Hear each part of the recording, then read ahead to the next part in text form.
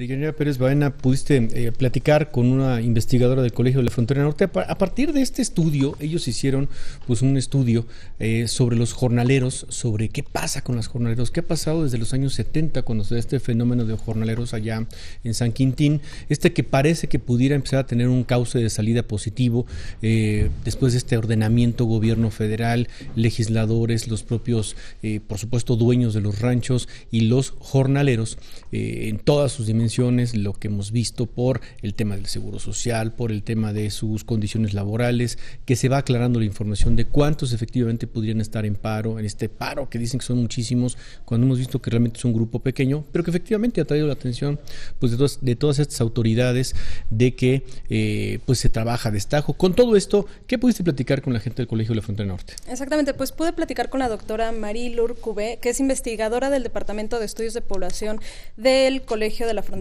Norte, sobre este libro que se llama De jornaleros a colonos, residencia, trabajo e identidad en el Valle de San Quintín.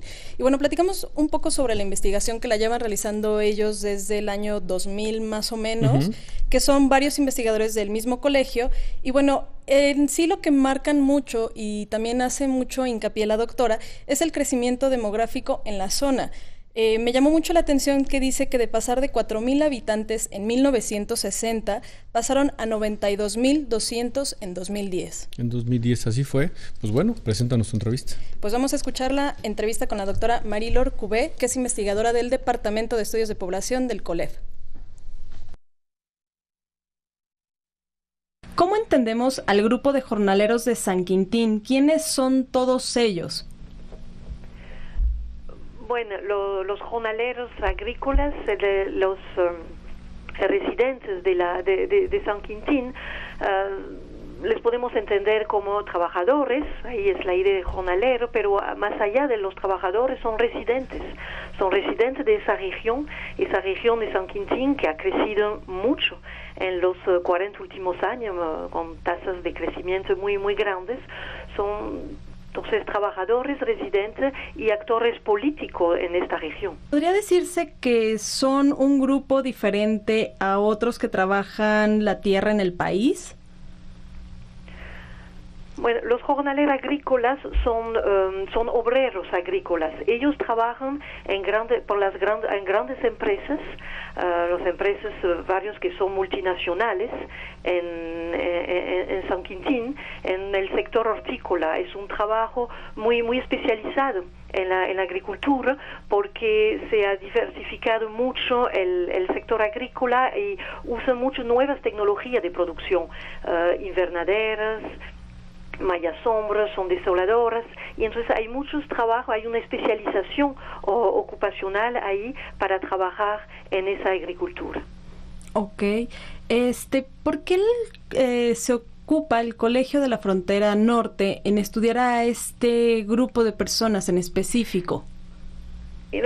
Nuestro trabajo fue sobre la región en general, por eso sobre la región de San Quintín, lo que nos llamó la atención fue el muy fuerte crecimiento demográfico que ha ocurrido en los 30 últimos años. Fue una explosión demográfica, porque justamente los jornaleros pasaron de jornaleros a colonos. Eso es el título del libro. Como de jornaleros migrantes temporales, era muchos de la migración que venía del sur del país para trabajar durante temporadas de la horticultura, y regresaban después a su región de origen. A partir de los años 80 empezó, pero con mucha fuerza en los 90, fue todo el proceso de asentamiento, o sea, como los trabajadores, los migrantes y su familia vinieron para quedarse en la región de San Quintín. El Colegio de la Frontera Norte está estudiando la migración hacia toda la región fronteriza, y en San Quintín tenemos un ejemplo de esa migración transfronteriza. En general, muchas veces se conocen las ciudades fronterizas con la imagen de la maquiladora, ¿no? La industria como la fuerza económica que dirige esa migración, pero también hay regiones, en regiones agrícolas. Y la región de San Quintín es una región fronteriza, estamos solo a 300 kilómetros de la línea fronteriza, y ahí es la agricultura, la horticultura, muy moderna, muy especializada, que está dirigiendo esos procesos de migración y de migración con asentamiento. ¿Cuánto tiempo les llevó a ustedes realizar este estudio? Bueno, es un estudio de largo plazo. Hemos iniciado al inicio de los años 2000, solo con primeras visitas para conocer, para ver la región, y ahí nos dimos cuenta de todas esas nuevas colonias, nuevas localidades ahí en esa región que habían crecido por justamente el paso de los trabajadores de los campamentos hacia las colonias. Se crearon nuevas colonias, y lo veíamos al inicio del 2000 como era muy pujante en toda esa zona, todas esas colonias nuevas, y decidimos hacer un proyecto para conocer mejor. Entonces diseñamos el proyecto, por eso hablamos de largo plazo, porque diseñamos el proyecto, tuvimos los financiamientos y hicimos una estación de campo en la región, y trabajamos entonces una socióloga, un antropólogo, y yo soy demógrafa. Okay. Hicimos encuestas, entrevistas en profundidades, talleres de intervención sociológica, observaciones en colonia, diferentes métodos, instrumentos de investigación para conocer y entender este proceso de asentamiento que se había dado en la región. Ok. Y digamos, ¿cuáles fueron sus conclusiones al terminar el estudio, viendo el tipo de vida que tenían los jornaleros? ¿Cómo ha crecido la población en esta zona? ¿Cuáles fueron sus conclusiones? Sí, nuestra conclusión es que es un proceso, el proceso de asentamiento residencial es un proceso multidimensional, ¿no? Hay una parte demográfica ahí con un crecimiento exponencial, porque esa región tenía muy poco habitantes. En 1970 había solo 8.000, y a partir de ahí en 90 pasó de 38.000, en la actualidad en 2010 con el último censo más de 92.000 habitantes. Entonces el primer proceso demográfico es esa explosión demográfica y transformación de la población.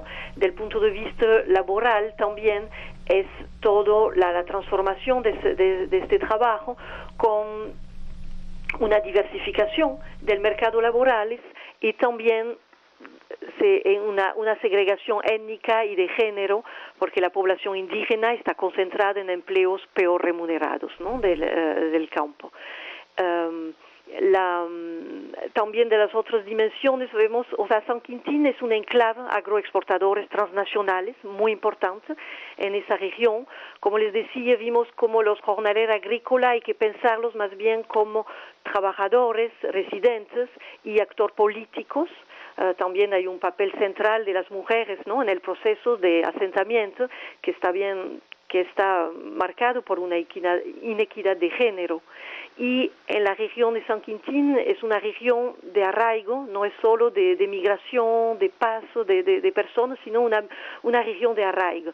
La gente sí se arraigó a esa región, se instaló y se quedó en esa región en la cual quiere participar, para participar en la vida, en la vida diaria, y en la vida política y en la lucha para participar también en esa identidad regional. Y disculpe, doctora, ya como última pregunta, en su opinión y con el estudio previo, ¿qué es lo que hace que detone una manifestación como la que hemos visto en las últimas semanas? Bueno, la situación laboral, que está son los empleos son los peor remunerados. Lo que hemos visto es que ha habido también una crisis económica en los últimos años. Los salarios no han aumentado en los últimos años como ahí en esa región del campo, como hubieran aumentado en otras, quizás en otros sectores o en otras partes. Y en la frontera, además, con el aumento del IVA que hubo este año, eso hace que las condiciones de vida son muy difíciles, con salario muy, muy bajo, y la población tiene enormes dificultades para poder sobrevivir. Bueno, pues lo que nos dice la doctora María de Lourdes, para decirlo en español, Cubé, precisamente parte de este interesante libro que se estaba presentando. Yo creo que cayó como anillo al dedo, ¿no? Lo que está presentando el Colegio de la Frontera Norte y en este estudio de Yanira para entender pues qué ha pasado con la comunidad de los jornaleros que se volvieron de ser migrantes a ser simplemente parte de la comunidad con toda la complejidad y el volumen, ¿no? Me llama la atención la cifra, ella habla de más de 90,000. Sí, ella menciona un poco más de 90,000, pero aún así resalta mucho cómo fue creciendo la población en esta zona. Y por eso quizá parte del problema de lo que hemos visto. Muy bien, gracias, Dayanira. Gracias, Manuel. Buen día.